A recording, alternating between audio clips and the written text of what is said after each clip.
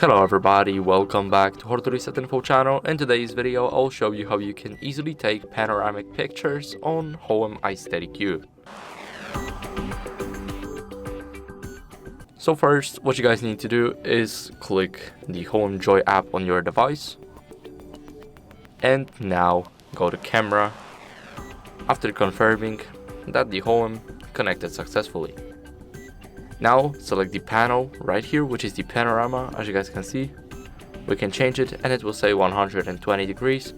So what you guys have to do now is basically take a picture, and now it has to be stationary. As you guys can see,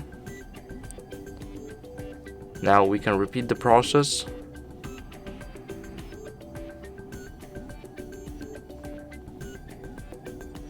And for me it failed because I moved the camera too much, but if you do it steadily, then it should work all the time. So that would be it. Thank you guys for watching. Make sure to leave a like, subscribe, and if you enjoyed, then leave a comment. Bye.